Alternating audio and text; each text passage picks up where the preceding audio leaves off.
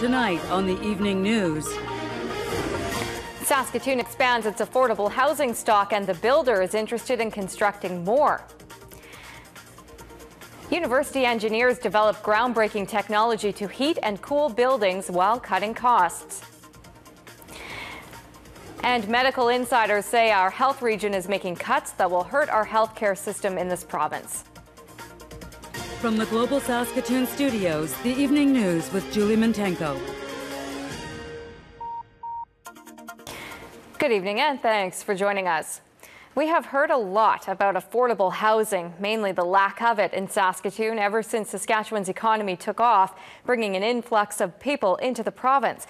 The city is working on projects to address the need, and today another one is off the ground.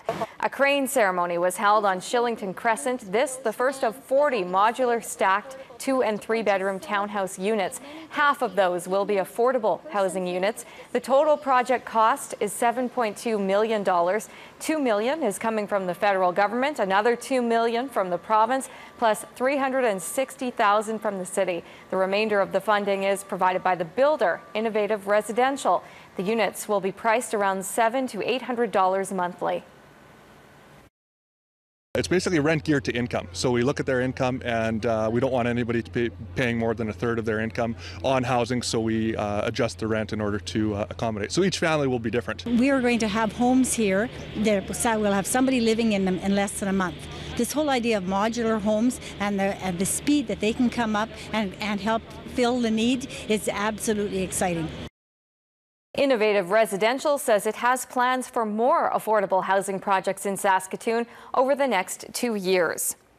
Your heating bill for your business or commercial building could soon be cheaper with new groundbreaking technology developed right here in Saskatoon. The equipment was made by Venmar CES and graduate students at the University of Saskatchewan.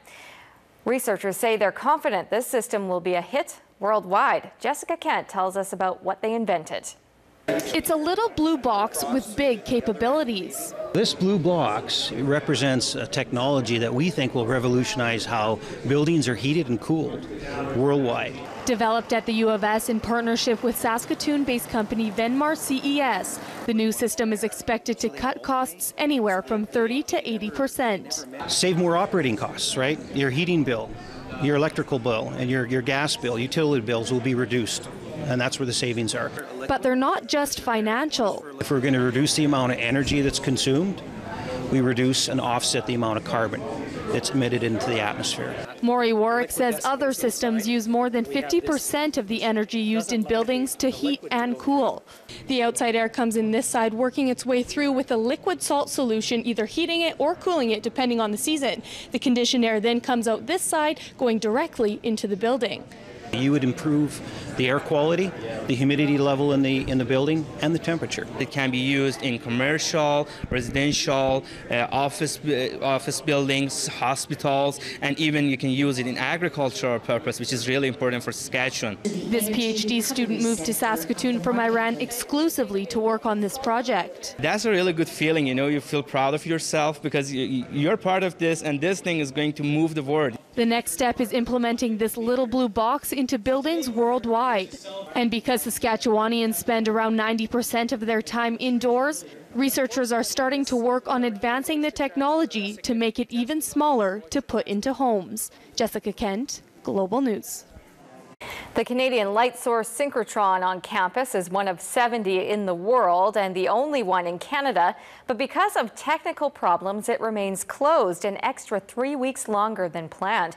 Crews are still busy working on getting the cryo plant back up and running. On the Thanksgiving long weekend, there was a motor failure in that plant, which affected the rest of the facility. The CLS has 15 beam lines that have been out of commission. The closure has displaced 300 research shifts and 27 research groups. Tech support says it's an uncommon occurrence, but has happened in other labs. We have a system that requires liquid helium, so cryo means cold. basically. So we've got a closed system that reliquefies helium, and the temperature of liquid helium is 4 Kelvin, which is very cold. It's minus 269 Celsius is what liquid helium is. So we require that for some of our systems, our RF systems, to work properly. So without our cryo plant producing that liquid helium, we're unable to run.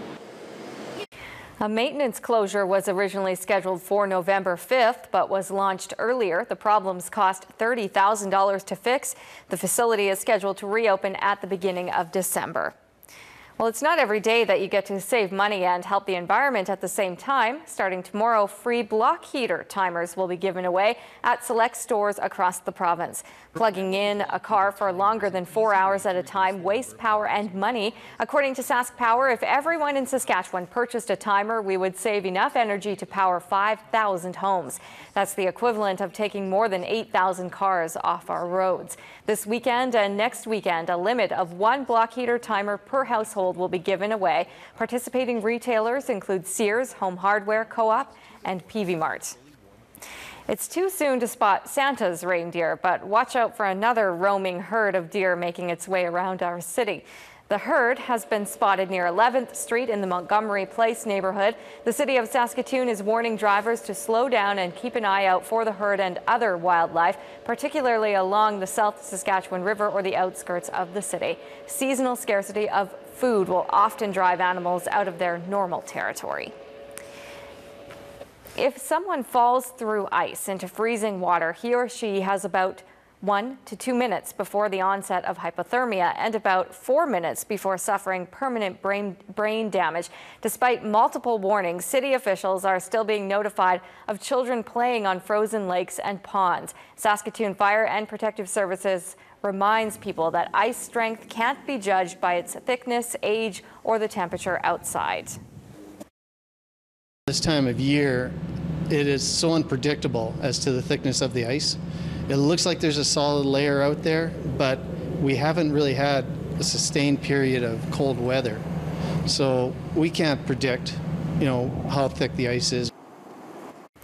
Officials are also warning people to keep off the riverbanks. They can be covered in ice, making it easy to slip into the water. Crews will begin testing ice thickness in December. A safety reminder tonight for children and parents. Saskatoon police are reporting 2 separate incidents of a man approaching young girls on the way home from school. The first happened on 20th Street West when a man motioned for a 13-year-old girl to come his way. In the second incident, which occurred yesterday, a man exposed himself to a 14-year-old girl on Avenue M South. Police don't believe the incidents are related, but are reminding students to walk in pairs, stay in well-lit areas, and avoid and report anyone who tries approaching them. Speed and icy road conditions may have contributed to a fatal crash near Cudworth this morning.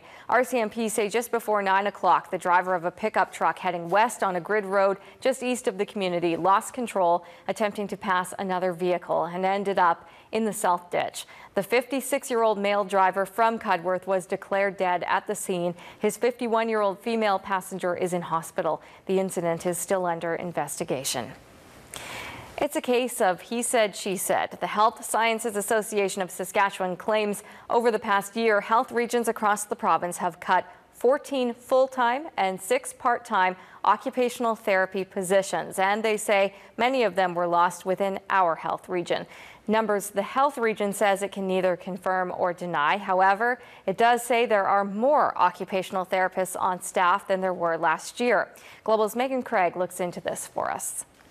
The Health Sciences Association of Saskatchewan says despite a growing population and the need for occupational therapists, full-time budgeted OT positions have been cut in the last year in our health region. There were 67 and then it was dropped to 44. Calling on the health region to restore these positions, health sciences officials say they're concerned for patients requiring occupational therapy at this time. This is going to impact because the occupational therapists already have a lot of other commitments and high caseloads. Therefore, when you decrease the number of occupational therapists, therapists, that's going to increase the wait time and the necessary assessments that they need to do to help with any intervention and follow-up programming. All of this stems from data collected by SEHO and gathered from 10 different health regions. They need to explain to the public why there is this decrease. After reviewing the data, health region officials say while the numbers do indicate a decrease, they could not speak to the specifics of this data. Numbers are numbers, and depending upon how you look at them and how they're derived, you will get and potentially could get a different answer. What I am saying is that confirming that we actually do have some vacancies. We do not have the same number of vacancies that we would have had, say, 2 years ago. So we look at, we're making some inroads in order to recruit into that particular classification. What I can tell you is that our numbers are absolutely up. We have more occupational therapists in our facilities today than we did a year ago. The health region says there are 5 OT vacancies in the region, ones that were recently posted and could be filled within the week. Otherwise, most of the programs are fully staffed in occupational therapy. Megan Craig, Global News. A Saskatoon City Councillor is backpedaling on a comment she made about a councillor's salary being equivalent to living at the poverty level. Our city councillors make about $52,000 annually. The comment made by Pat Laurier created a bit of a buzz on social media, with people posting comments such as, "Since when is making $52,000 a year living in poverty?" and saying they'd love to work only 40 hours a week and make $52,000 a year. Laurier says she regrets the statement. I didn't mean to say that. Okay, that was one small little comment in a whole long interview, and unfortunately they chose to pick on a word that came out of my mouth the wrong way, and I apologize for that. Coming up, searching for a good Samaritan who helped out an elderly woman trying to buy groceries at a local business. Don't go away.